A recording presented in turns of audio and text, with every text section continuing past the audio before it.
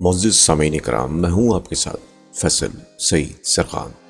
آج کے اس ویڈیو میں شامل کیا جا رہا ہے ایک مضمون، انشائیہ کیا ہے۔ اس مضمون کو لکھا ہے جناب وزیر آغا صاحب نے۔ میں امید کرتا ہوں کہ جو لوگ انشائیہ کو لکھنا اور سمجھنا چاہتے ہیں ان کے لیے یہ انتہائی مددگار ثابت ہوگا۔ اگر آپ نے اس چینل کو سبسکرائب نہیں کیا تو خیر کوئی بات نہیں، لیکن اس پوسٹ کو اپنی فیس بک وال پر شیئر کرنا نہ بھولیے۔ آئیے بڑھتے ہیں وزیر آغا کے مضمون انشائیہ کیا ہے کی جانب۔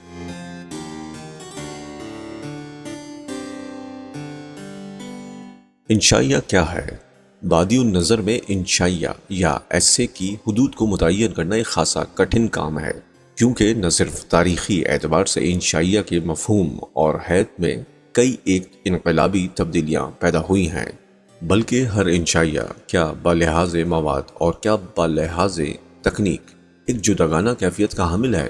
تاریخی اعتبار سے بیکن، لیمب، چیٹرٹن کے طریقہ کار میں اس قدر تضاد ہے کہ ان کے لکھے ہوئے مضامین کو ایک ہی زمرے میں شامل کرتے ہوئے سخت ہچکچاہٹ محسوس ہوتی ہے۔ اسی طرح دور جدید کے بیشتر لکھنے والوں نے انشائیہ کے سلسلے میں کافی سے زیادہ آزادی سے کام لیا ہے، اور ناقد کے لیے انشائیہ کے متغذیات اور امتیازی محاسن کو علیحدہ کر کے دکھانا مشکل ہو گیا ہے۔ تاہم غیر نظر سے دیکھنے پر انشائیہ کی متنوع کیفیات اور ابلاغ و اظہار کے مختلف سانچوں کے پس پشت ایک علیحدہ صنف ادب کے نقوش واضح طور پر ابھرے ہوئے دکھائی دیتے ہیں، اور ہم ذرا کوشش سے انشائیہ کی حدود کو متعین اور محاسن کو بے نقاب کر سکتے ہیں۔ ایک چیز جو انشائیہ کو دوسری اصناف ادب سے ممیز کرتی ہے اس کا غیر رسمی طریقہ کار ہے۔ دراصل انشائیہ کے خالق کے پیش نظر کوئی ایسا مقصد نہیں ہوتا جس کی تکمیل کے لیے وہ دلائل و براہین سے کام لے اور ناظر کے ذہن میں رد و قبول کے میلانات کو تحریک دینے کی سعی کرے۔ اس کا کام محض یہ ہے کہ چند لمحوں کے لیے زندگی کی سنجیدگی اور گہما گہمی سے قطع نظر کر کے ایک غیر رسمی طریقہ کار اختیار کرے اور اپنے شخصی رد عمل کے اظہار سے ناظر کو اپنے حلقہ احباب میں شامل کرے۔ دوسرے لفظوں میں تنقید یا تفسیر کا خالق اس افسر کی طرح ہے جو چست اور تنگ سا لباس زیب تن کیے دفتری قواعد و ضوابط کے تحت اپنی کرسی پر بیٹھا ہے، احتساب اور تجزیے کے جملہ مراحل سے گزرتا ہے، اور انشائیہ کا خالق اس شخص کی طرح ہے جو دفتر سے چھٹی کے بعد اپنے گھر پہنچتا ہے، چست اور تنگ سا لباس اتار کر ڈھیلے ڈھالے کپڑے پہن لیتا ہے اور ایک آرام دہ موڑھے پر نیم دراز ہو کر اور حقے کی نئے ہاتھ میں لیے انتہائی بشاشت اور مسرت سے اپنے احباب سے مصروف گفتگو ہو جاتا ہے۔ انشائیہ کی صنف اسی شگفتہ موڈ کی پیداوار ہے، اور اس کے تحت انشائیہ کا خالق نہ صرف رسمی طریقہ کار کے بجائے ایک غیر رسمی انداز اختیار کرتا ہے، بلکہ غیر شخصی موضوعات پر نقد و تبصرے سے کام لینے کے بجائے اپنی روح کے کسی گوشے کو بے نقاب اور اپنے شخصی رد عمل کے کسی پہلو کو اجاگر کرتا ہے۔ انشائیہ کے خالق کے پاس کئی ایک ایسے کہنے کی باتیں ہوتی ہیں جنہیں وہ آپ تک پہنچانے کی سعی کرتا ہے، اس طور کہ آپ فی الفور اس کے دائرہ احباب میں شامل ہو جاتے اور اس کے دل تک رسائی پا لیتے ہیں۔ شاید اسے کوئی واقعہ بیان کرنا ہوتا ہے، کسی ذہنی کیفیت پر سے نقاب اٹھانا، یا محض زندگی کے مظاہر کو ایک نئے زاویے سے پیش کرنا ہوتا ہے، اور وہ اس صنف ادب کا سہارا لے کر اپنی شخصیت یا ذات کے کسی نہ کسی گوشے کو عریاں کرنے میں کامیابی حاصل کر لیتا ہے۔ بنیادی طور پر انشائیہ کے خالق کا کام ناظر کو مسرت بہم پہنچانا ہے۔ اس کے لیے وہ طنز سے کچھ زیادہ کام نہیں لیتا، کیونکہ طنز ایک سنجیدہ مقصد لے کر برآمد ہوتی ہے اور اس کے عمل میں نشتریت کا عنصر موجود ہوتا ہے۔ چنانچہ ایک اچھے انشائیہ میں طنز کبھی بھی مقصود بالذات نہیں ہوتی، بلکہ محض ایک سہارے کا کام دیتی ہے۔ اسی طرح انشائیہ کا خالق محض مزاح تک اپنی سعی کو محدود نہیں رکھتا، کیونکہ محض مزاح سے سطحیت پیدا ہوتی ہے اور بات قہقہے لگانے اور ہنسنے ہنسانے سے آگے نہیں بڑھتی۔ اس کے برعکس ایک اچھا انشائیہ پڑھنے کے دوران آپ شاید حز، مزاح، تعجب، طنز، اکتساب علم اور تخیل کی سبک روی ایسے بہت سے مراحل سے روشناس ہوں، لیکن انشائیہ کے خاتمے پر آپ کو محسوس ہوگا کہ آپ نے زندگی کے کسی تاریک گوشے پر روشنی کا ایک نیا پرتو دیکھا ہے اور آپ زندگی کی عام سطح سے اوپر اٹھائے ہیں۔ کشادگی اور رفت کا یہ احساس ایک ایسا متاع گراں بہا ہے جو نہ صرف آپ کو مسرت بہم پہنچاتا ہے بلکہ آپ کی شخصیت میں بھی کشادگی اور رفت پیدا کر دیتا ہے۔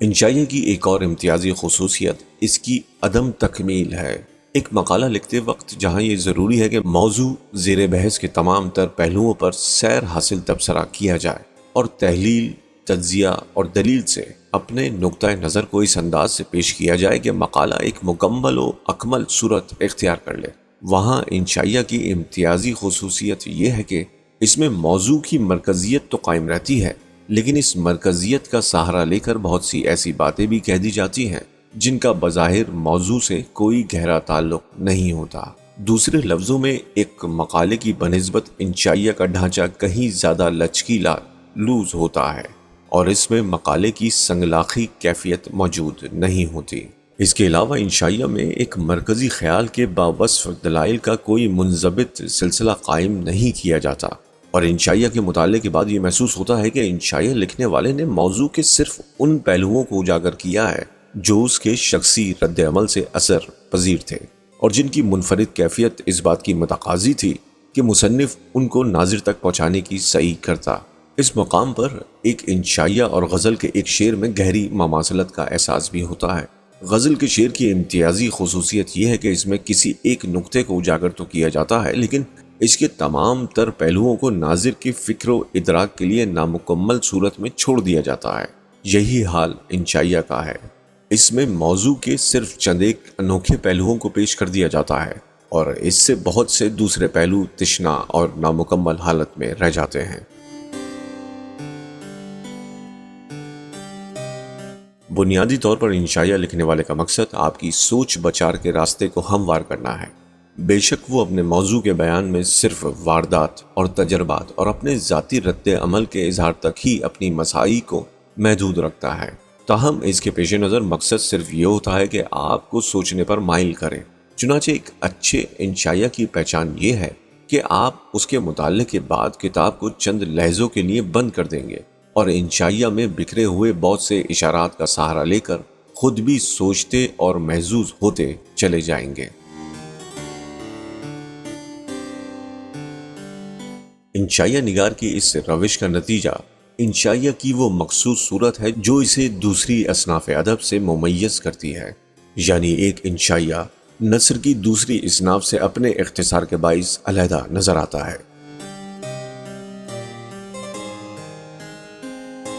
سونٹ کی طرح انشائیہ کا بھی ایک مختصر سا میدان ہے جس کے اندر انشائیہ لکھنے والا آپ کو تصویر کا ایک مخصوص رخ دکھاتا ہے۔ ظاہر ہے کہ جب تک وہ جذبات و احساسات اور تخیلات میں کانٹ چھانٹ اور کفایت کا قائل نہ ہو، اس کے لیے چند لفظوں میں موضوع کی سب سے نوکیلی کیفیات کو پیش کرنا مشکل ہوگا۔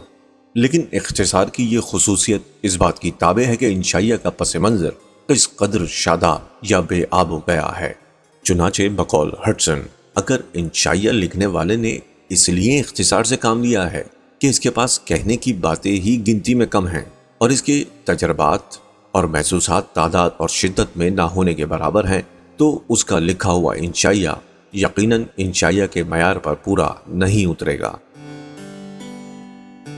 اس کے برعکس اگر انشائیہ لکھنے والے کا ذہن زرخیز ہے اور اس کے پاس کہنے کو بہت کچھ ہے، لیکن اس نے انشائیہ کی محدود سی دنیا میں اپنے احساسات اور تخیلات کو اختصار کے ساتھ پیش کرنے کی سعی کی ہے، تو اس کا یہ انشائیہ یقیناً ایک قابل قدر چیز ہوگا اور ناظرین کو وہ تمام کیفیات مہیا کرے گا جو انشائیہ سے مخصوص ہیں۔ ایک آخری چیز جسے انشائیہ کا امتیازی وصف سمجھنا چاہیے، اس کی تازگی ہے۔ یوں تو تازگی ایک ایسی خصوصیت ہے جس کے بغیر کوئی بھی صنف ادب فن کے اعلیٰ مدارج تک نہیں پہنچ سکتی، تاہم شاید انشائیہ ہی ایک ایسی صنف ہے جس میں نہ صرف تازگی کا سب سے زیادہ مظاہرہ ہوتا ہے بلکہ جس کی ذرا سی کمی بھی انشائیہ کو اس کے فنی مقام سے نیچے گرا دیتی ہے۔ تازگی سے مراد محض اظہار و ابلاغ کی تازگی نہیں، کیونکہ یہ چیز تو بہرحال انشائیہ میں موجود ہونی چاہیے، تازگی سے مراد موضوع اور نقطہ نظر کا وہ انوکھا پن ہے جو ناظر کو زندگی کی یکسانیت اور ٹھہراؤ سے اوپر اٹھا کر ماحول کا از سر نو جائزہ لینے پر مائل کرتا ہے۔ عام طور پر ہم سب زندگی کے مظاہر کو ہر روز دیکھتے دیکھتے ان کے اس قدر عادی ہو جاتے ہیں کہ ہمیں ان کے بہت سے انوکھے پہلو نظر ہی نہیں آتے، اور زندگی ہمارے لیے ایک کھلی ہوئی کتاب کا درجہ اختیار کر لیتی ہے۔ حالانکہ حقیقت یہ ہے کہ یہ سب محض ہمارے رد عمل کا قصور ہے، ورنہ زندگی کے دامن میں نئے پہلوؤں کے قحط کا سوال ہی پیدا نہیں ہوتا۔ انشائیہ لکھنے والے کا کام یہ ہے کہ وہ ہمیں ایک لہجہ کے لیے روک کر زندگی کے عام مظاہر کے ایسے پہلو دکھاتا ہے جنہیں ہماری نظروں نے اپنی گرفت میں لیا ہی نہیں تھا اور جو ہمارے لیے گویا موجود ہی نہیں تھے۔ اس مقام پر ایک انشائیہ لکھنے والے اور ایک غیر ملکی سیاح میں قریبی مماثلت بھی دکھائی دیتی ہے کہ جس طرح ایک سیاح کو کسی نئے ملک کی بہت سی ایسی انوکھی باتیں فوراً معلوم ہو جاتی ہیں جو اہل وطن کی نظروں سے اوجھل ہوتی ہیں، اسی طرح ایک انشائیہ لکھنے والا زندگی کے عام مظاہر کے ان تازہ پہلوؤں کو فوراً دیکھ لیتا ہے جو زندگی میں سطحی دلچسپی کے باعث ایک عام انسان کی نظروں سے اوجھل رہتے ہیں۔ زندگی کی ان انوکھی اور تازہ کیفیات کا احساس دلانے کے لیے انشائیے کا خالق کئی ایک طریقہ کار اختیار کرنا چاہتا ہے۔ مثال کے طور پر وہ بلندی پر سے زندگی کے بظاہر اعلیٰ اور بلند مظاہر کی پستی کا ایک تصور قائم کرتا ہے، یا ایک شریر آئینے میں سے ماحول کا بگڑا ہوا منظر دکھاتا ہے، یا پھر زندگی کے تسلیم شدہ قواعد اور ضوابط پر نظر ثانی سے ہمیں چونکانے لگتا ہے۔ بہر صورت اس کا کام تصویر کا دوسرا رخ پیش کرنا اور ہمیں عادت اور تکرار کے حصے سے لہجہ بھر کے لیے آزادی دلانا ہے، تاکہ ہم غیر جانبدارانہ طریق سے زندگی کے روشن اور تاریک رخ کا جائزہ لے سکیں۔ واضح رہے کہ انشائیے کا خالق کوئی نتیجہ اخذ نہیں کرتا اور نہ کوئی مشورہ ہی دیتا ہے، اس کے علاوہ وہ کوئی مکمل نقطہ نظر پیش کرنے سے بھی اجتناب کرتا ہے۔ اس کا کام محض ایک عام چیز کے کسی انوکھے اور تازہ پہلو کی طرف آپ کو متوجہ کرنا ہے اور آپ کو ایک مخصوص انداز سے سوچنے کی ترغیب دینا ہے۔ مثال کے طور پر بعض انگریزی مضامین کے عنوانات دیکھیے کہ کس طرح انشائیہ لکھنے والے نے زندگی کی عام ڈگر سے ہٹ کر زندگی کے دیوانہ وار بڑھتے ہوئے قافلے پر ایک نظر ڈالی ہے اور ایک انوکھی صنف ادب کا سہارا لے کر ناظر کو بھی اپنے تجربے میں شامل کر لیا ہے۔ یہ چند عنوانات دیکھیے۔ In praise of mistakes, Robert Lynd. On the pleasure of no longer being young, why distant objects please, on the ignorance of the learned۔ یہ عنوانات اس بات پر دال ہیں کہ انشائیے کا خالق اپنے موضوع کے انتخاب میں جدت سے کام لیتا ہے، تاہم بات یہیں ختم نہیں ہو جاتی، کیونکہ انشائیے کا خالق مضمون کے تار و پود میں ایک خوشگوار تازگی برقرار رکھتا ہے۔ چنانچہ انشائیے کے مطالعے کے بعد ناظر کو محسوس ہوتا ہے کہ وہ چند لمحوں میں حز، تعجب اور مسرت کی بہت سی منازل طے کر آیا ہے۔ غور کیجئے تو انشائیہ کی امتیازی صورت ایک بڑی حد تک اسی خوشگوار تازگی کی رہین منت ہے۔ انشائیہ کے بنیادی محاسن کو اجاگر کرنے کے بعد قدرتی طور پر یہ خواہش پیدا ہوتی ہے کہ اردو میں انشائیہ کی صنف کے بارے میں تحقیق کی جائے، تاکہ معلوم ہو سکے کہ اردو انشائیہ نے اب تک کیا ترقی کی ہے اور مستقبل میں اس کے فروغ و ارتقاء کے لیے کیا امکانات ہیں۔ لیکن جب اردو انشائیے کا جائزہ لیا جائے تو مایوسی کا سامنا ہوتا ہے۔ اس میں کوئی شک نہیں کہ بعض نقادوں نے اردو انشائیہ کی تاریخ اور تدریجی ارتقاء کو مثالوں سے واضح کرنے کی کوشش کی ہے، لیکن حقیقت یہ ہے کہ اردو میں انشائیہ کے وجود کو ثابت کرنے کی دھن میں انہوں نے کسی قابل قدر تحقیقی سرگرمی کا ثبوت نہیں دیا، بلکہ ہر قسم کے طنزیہ مضامین یا غیر شخصی سنجیدہ نگارشات کو انشائیہ کا نام دے کر محض خود کو تسلی دینے کی سعی کی ہے۔ فی الواقع اردو میں تاحال انشائیہ کی صنف بطور ایک تحریک کے معرض وجود میں نہیں آئی۔ سر سید احمد خان کے بعض مضامین کے بارے میں یہ کہا جاتا ہے کہ ہم انہیں انشائیہ کے تحت شمار کر سکتے ہیں، لیکن میری دانست میں ایسا کرنا درست نہیں، کیونکہ سر سید کے بیشتر مضامین میں ایک تو سنجیدہ مباحث کا انداز ملتا ہے جو انشائیہ میں نہیں ہونا چاہیے، دوسرے انداز بیان میں وہ شگفتگی نہیں جو انشائیہ کا بنیادی وصف ہے، تیسرے ان مضامین میں سر سید نے اپنی ذات کے کسی نامعلوم گوشے کو اونیا کرنے کے بجائے خارجی زندگی کے واقعات اور مسائل کو نمایاں کیا ہے۔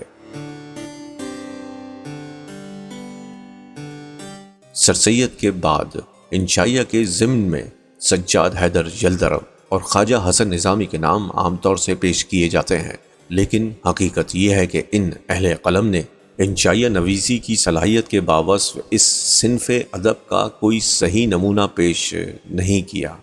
سجاد حیدر یلدرم کا مضمون مجھے میرے دوستوں سے بچاؤ یقیناً انشائیہ کے زمرے میں آتا ہے، لیکن ہر شخص جانتا ہے کہ یہ مضمون اوریجنل نہیں بلکہ ماخوذ ہے۔ سجاد حیدر کے بعض دوسرے مضامین میں کہیں کہیں انشائیہ نویسی کے تیور ضرور ملتے ہیں، لیکن ان میں سے شاید کوئی ایک مضمون بھی ایسا نہیں جسے انشائیہ کے طور پر پیش کیا جا سکے۔ خواجہ حسن نظامی کے ہاں بھی انشائیہ نویسی کا رجحان تھا، اور وہ ایک انشائیہ نویس کی طرح زندگی کے بظاہر غیر اہم موضوعات پر قلم اٹھانے پر بھی مائل تھے،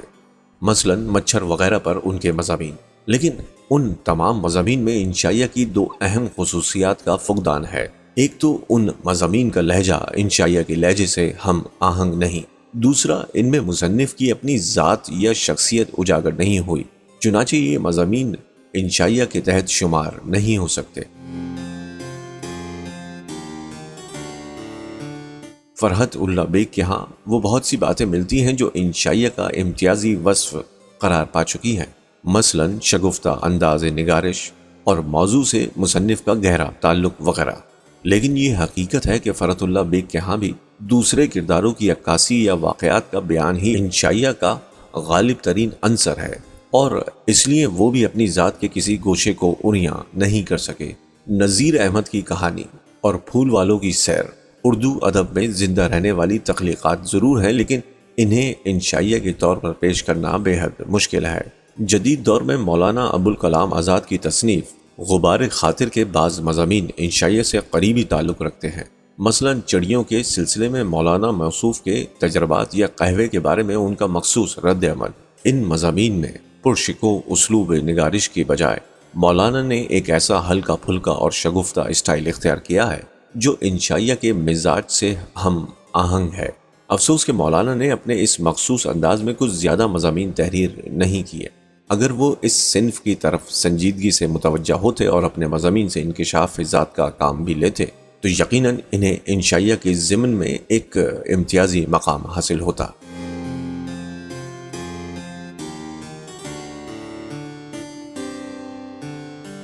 جدید دور میں مضمون نگاری کو بے شک اہمیت ملی ہے، لیکن عجیب بات یہ ہے کہ انشائیہ کے بجائے طنزیہ اور مزاحیہ مضامین کو فروغ حاصل ہوا ہے۔ چنانچہ پطرس کے تقریباً سارے مضامین مزاحیہ ہیں اور کنہیا لال کپور کے بیشتر مضامین طنزیہ ہیں، لیکن ان دونوں کے ہاں شاید ایک مضمون بھی ایسا نہیں ہے جسے انشائیہ کے مزاج کا حامل کہا جا سکے۔ رشید احمد صدیقی کے ہاں اگرچہ طنزیہ انداز غالب ہے اور ان کے مزاح کی اساس ایک حد تک لفظی الٹ پھیر ہی پر قائم ہے، تاہم ان کے مضامین میں کہیں کہیں انشائیہ کے تیور ضرور مل جاتے ہیں، پھر بھی ہم انہیں انشائیہ نویس تو یقیناً نہیں کہہ سکتے۔ کرشن چندر کی کتاب ہوائی قلعے کے بعض مضامین انشائیہ سے قریب ہیں، لیکن شاید یہ زمانہ ہی طنز و احتساب کا تھا کہ کرشن چندر نے خود کو اپنی ذات کے بجائے خارجی ناہمواریوں کی طرف متوجہ کیا اور اسی لیے انشائیہ تخلیق نہیں کر پائے۔ ان کے مقابلے میں فلک پیما کے ہاں